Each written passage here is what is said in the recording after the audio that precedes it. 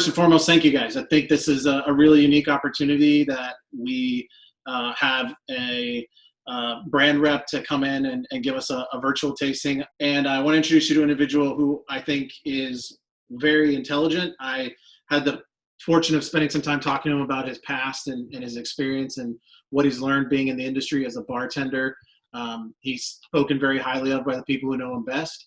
And I think he's very innovative in his thinking, which aligns strongly to the brand that he's representing. So Random Ward is the brand rep for the state of Texas for Woodford and has been gracious enough to provide us with these bottles to do this live tasting. Well, thank you very much, Alex. Thanks for having me, guys. I appreciate it. This is fun considering I can't hang out with anybody in bars anymore. So this is the equivalent I have. I'm assuming that everybody in this group has consumed Woodford at one point or another. It's kind of hard to miss. It's kind of like wallpaper in the bourbon world. So Woodford, if you may or may not know, is a relatively new brand. We were founded in 1996. This is the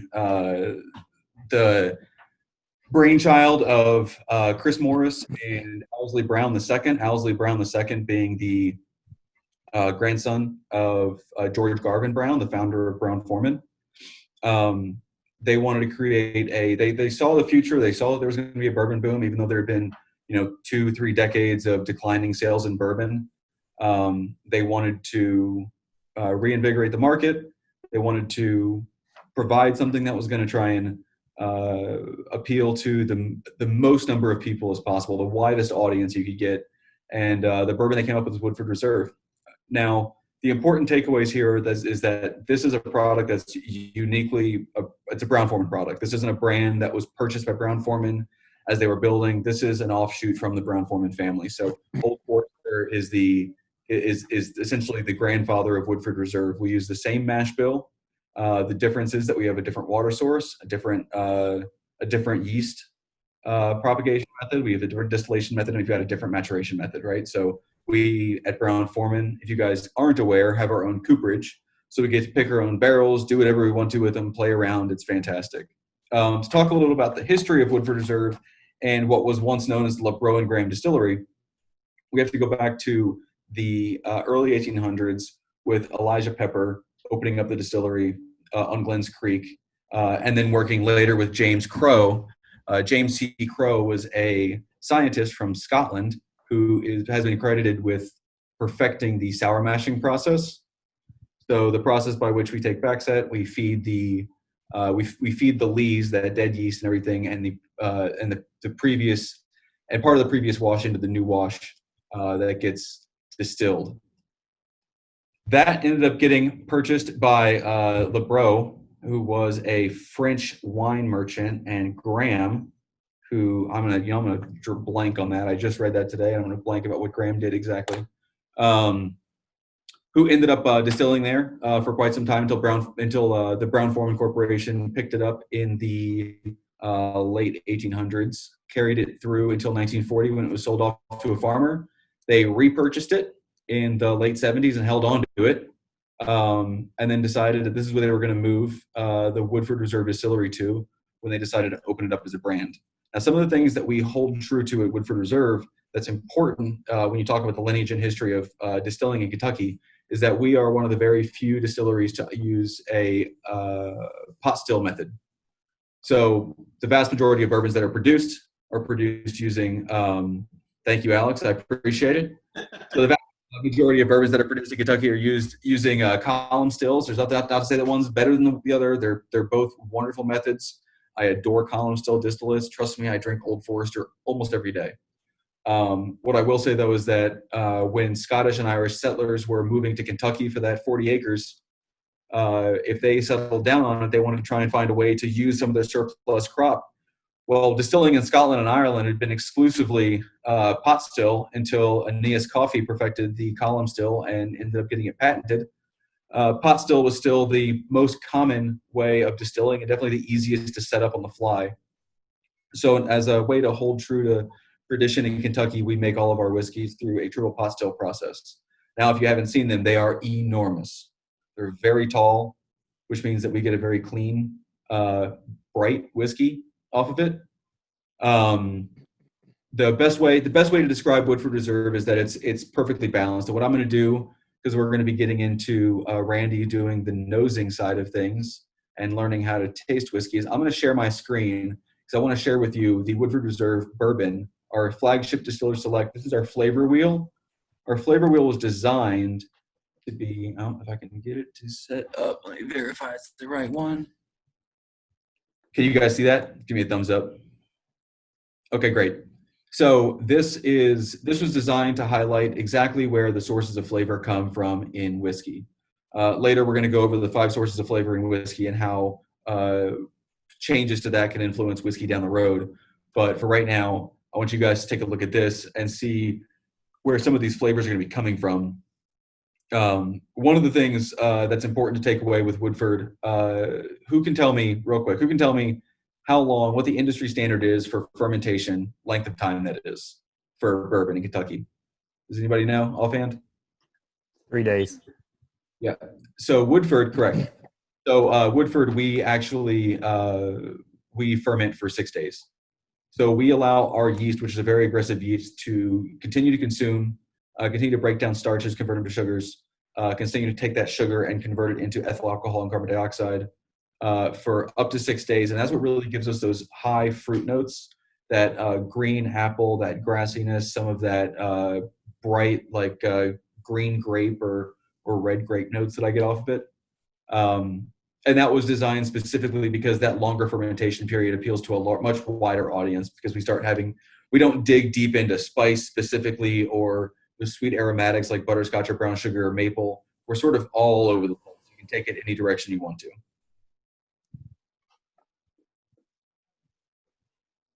Does that tee us up pretty well for Randy to jump in on the tasting? Yeah, I mean, I have a couple questions. So if you guys haven't been out to the Woodford estate in Kentucky, and it's from Versailles, right? Yeah, Versailles. It's spelled like Versailles and pronounced wrong. Right, because it's Kentucky. If you guys haven't been out there, it's an absolute gorgeous estate. When we went out to do some picks, we basically had to swing by right as they opened to just be able to see what we could get. So I ended up picking up this T-shirt, but it is immaculate. I mean, the grounds are beautiful, and you can tell it's steeped in the history of the land for breeding and racing horses. Do you want to talk about any of the connection with the Kentucky Derby? Yeah, I'd love to actually. So thanks for bringing that up. We unfortunately we postponed the Derby. Not that we didn't do it. The Kentucky Derby got postponed until September. We are the presenting sponsor though.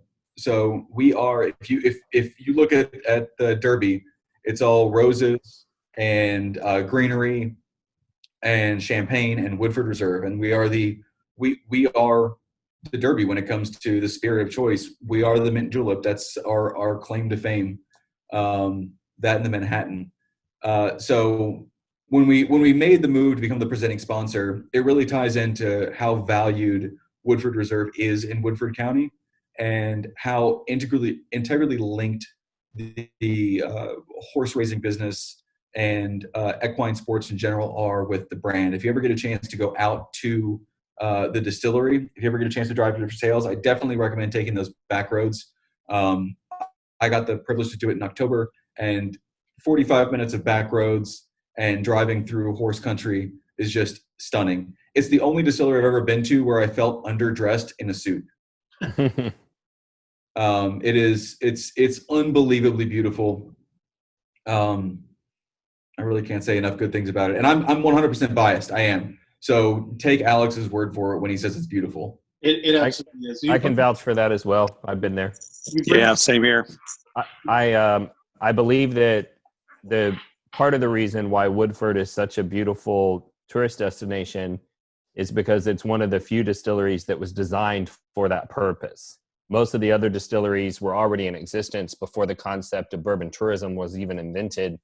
And if I remember correctly, Peggy No Stevens, who kind of is the world's most famous designer for bourbon tourism experiences, that was one of the first projects that she worked on.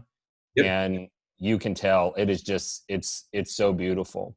I did have a question though, because it's my understanding, and correct me if I'm wrong, that not 100% of the distillate that goes into Woodford comes off of those 3 pot stills that are there. That You are some of correct. it is column. Yes, we do have one column distillate that goes into it. The vast majority of which is going to be pot still. That column distillate is there as a leveling agent. Is it public knowledge what percentage? No, and even I don't know, and I don't think that Chris or Elizabeth are going to let that information go. Yeah. Which I understand could be worrying.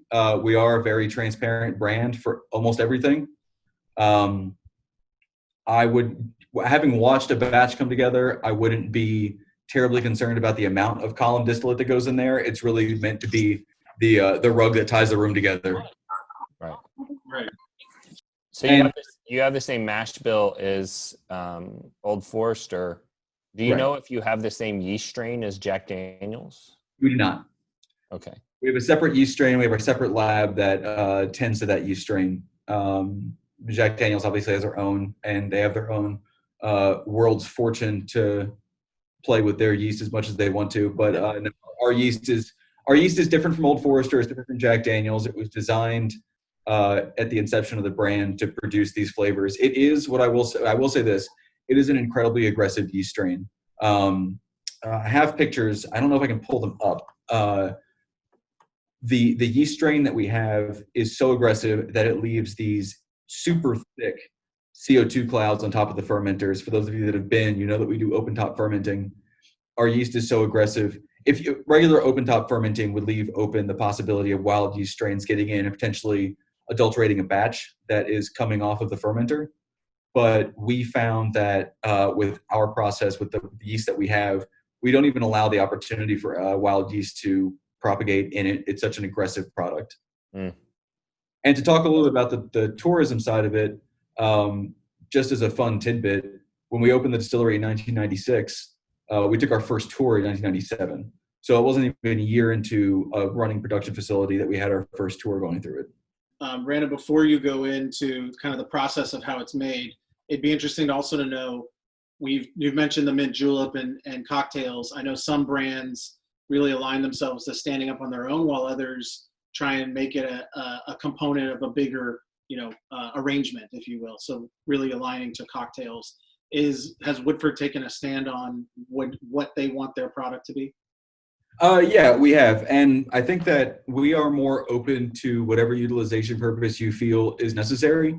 When it comes to the double oak, we see a lot of push from the brand, not necessarily push, but just encouragement that it's a dessert whiskey. It's robust, it's sweet, it's very rich, it's decadent the same way that, dessert after a nice meal would be. So we typically find it in play neat or on a large cube.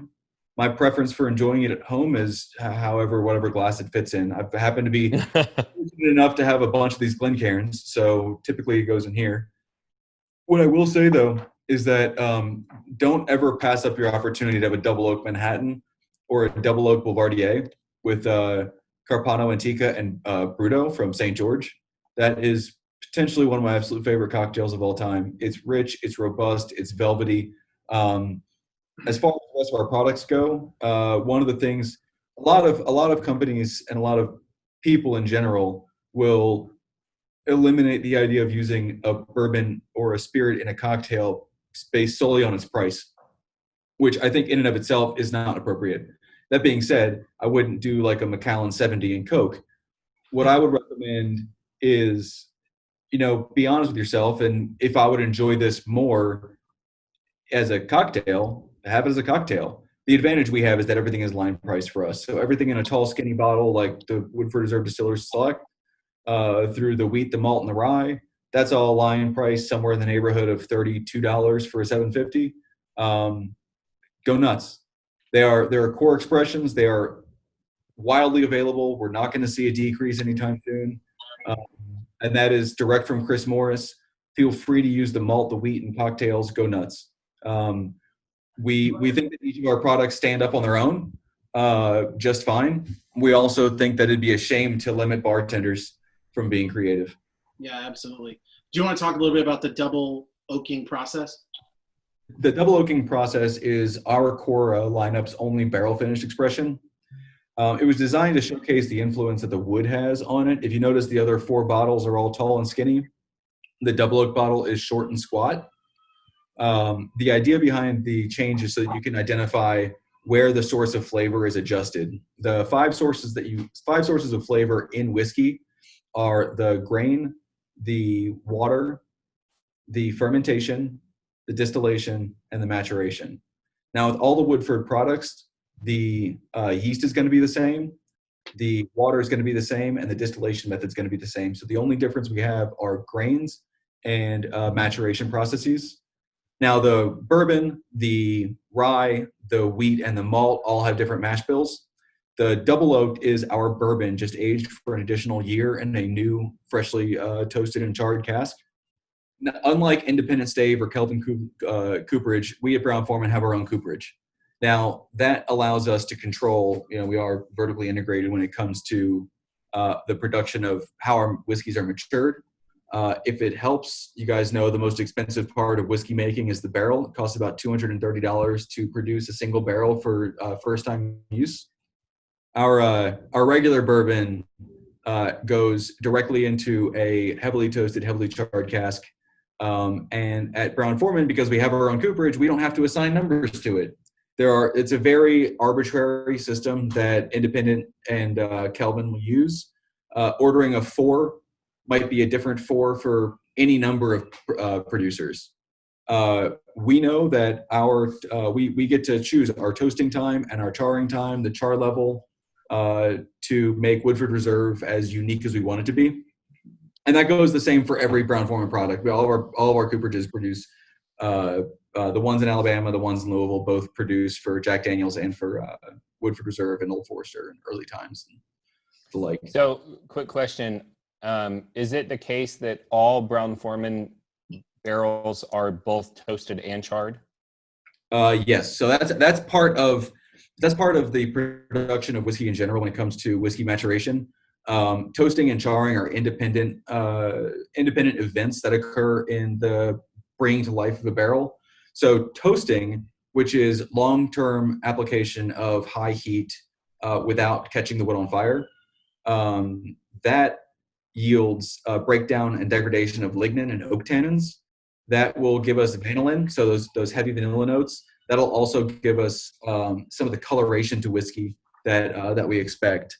Charring helps to caramelize and break down hemicellulose, which is where a lot of those wood sugars live. That's where you get the breakdown of like very basic sugars. That caramelization allows for that back and forth filtering process that charcoal layer gives us, imbues a lot of sugar in that in between, that penetration into the red layer and back. If I do a tasting with double oak or a deep dive masterclass, we talk about, we actually use s'mores as the example. Yeah. So I take marshmallows and I'll show you guys how toasting it from charring it, the value that toasting has. So the way that I put it is that anybody can char a marshmallow, right? You just, light the shit on fire and it's good to go, but it's still cold in the center. It's still solid in the center. Toasting a marshmallow makes it creamy in the middle. It breaks down all of the gelatinous bits of the marshmallow and makes it liquidy. Then charring it sort of seals all of that in. That's the difference I break down charring and toasting in a barrel. Yeah. And so everybody understands, Brown-Forman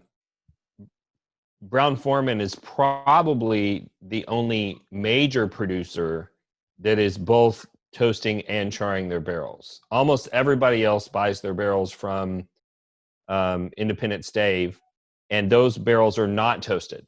They're just charred, and those barrels are a lot less money. So he said that their barrel production cost is $230.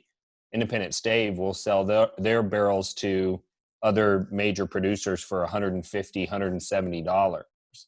Which is interesting to me because we're vertically integrated, so you would assume that the price would be cheaper on our end, but not when it comes to labor of love like that. Exactly. Well, think about it. So toasting, I think, takes like 45 or 50 minutes or something like that, and charring takes like 45 or 50 seconds.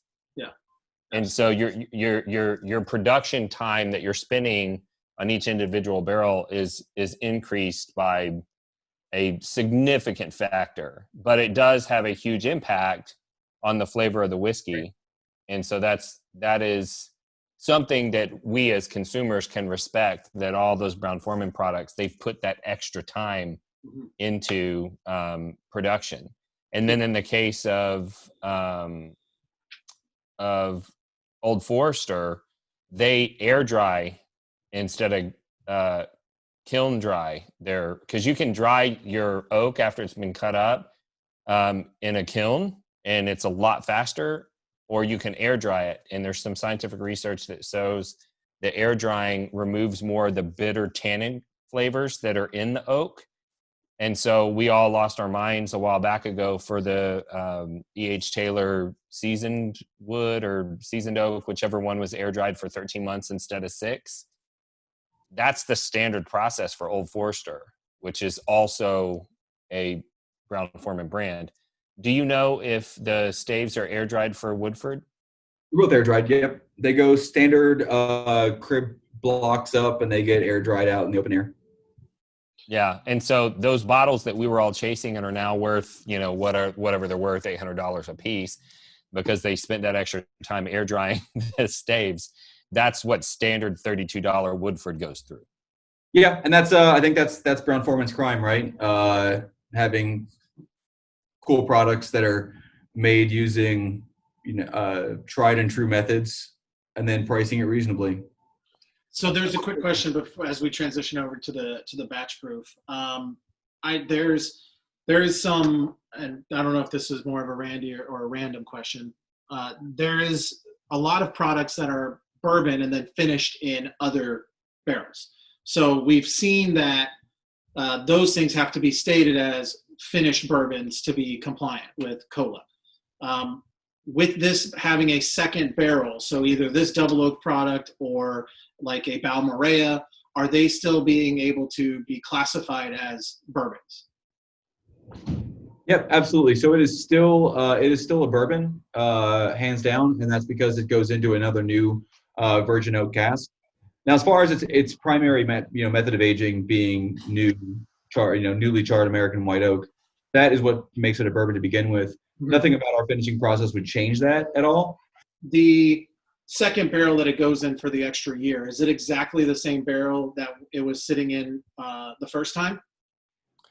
I believe that they're all 53-gallon standard size barrels. The difference being the first barrel is both toasted and charred, and I believe that the second barrel is only toasted. So is that correct? So it's our second barrel is heavily toasted upwards of 45 minutes, and then only lightly charred. Okay.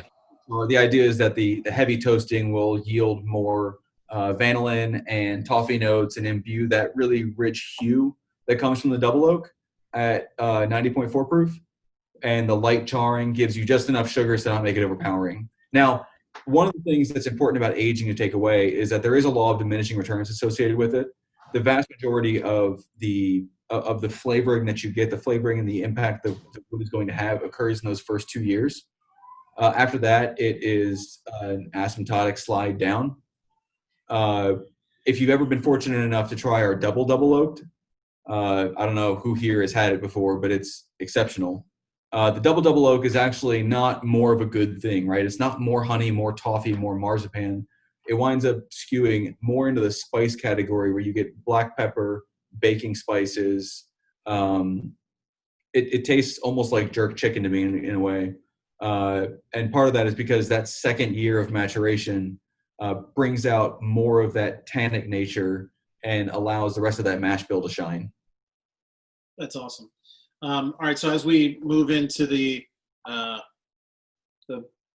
batch proof, can you tell us a little bit about, and quickly, 30, 45 seconds, about how the batch proof name came? If anybody who watched my video realized I couldn't get batch proof out of my mouth to save my life, I kept calling it barrel proof and batch strength and batshit crazy. I just couldn't get it right. So I think it is a unique name. If you Google it, it's the only thing that comes up. So Brandon, you want to talk a little bit about the name and the product?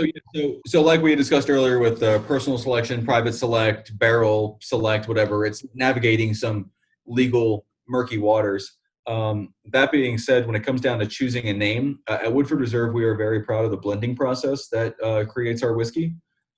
The making that blend though is called batching. Mm-hmm. So this is a batch. So in every bottle of Woodford is about 100 to 120 barrels of whiskey across warehouses that's represented.